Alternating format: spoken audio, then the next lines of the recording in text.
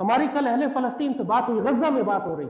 تو غزہ کے مسلمان جن کو آپ کی طرف سے جمع کی ہوئی یہ سارے محبت کے تحفے جو ہم بھجوا رہے ہیں ان لوگوں تک پہنچ رہے ہیں، وہ جو تقسیم کر رہے ہیں اندر غزہ میں مسلمانوں کو، ان کے ایک نمائندے سے بات ہوئی، ایک مجاہد سے بات ہوئی، تو ہم نے اس سے کہا کہ سابقون الاولون، مجاہدین تو تم لوگ ہو جو خط اول پہ کھڑے ہو، دشمنوں سے تصادم بھی کر رہے ہو، یتیموں بیواؤں مسکینوں کا دھیان بھی کر رہے ہو، مسجد اقصی کی حفاظت بھی کر رہے ہو،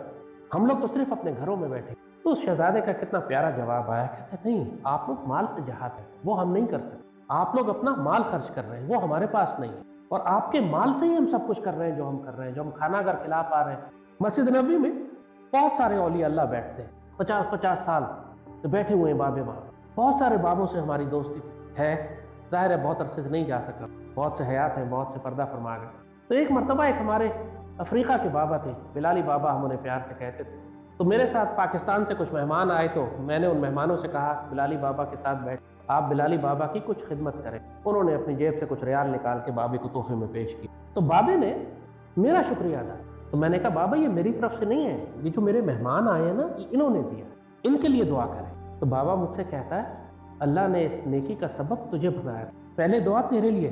پھر ان کے لیے کروں گا۔ جو نیکی کا سبب بنتا ہے نا اللہ اس کو نیکی کرنے والے سے کم اجر نہیں دیتا، جو سبب بنتا ہے اس نے، بے شک اس نے میں نے خود کچھ نہ دیا، لیکن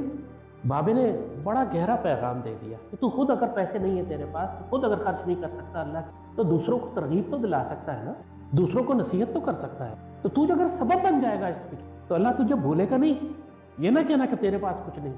تو سبب بنا ہوا ہے اس نیکی کا۔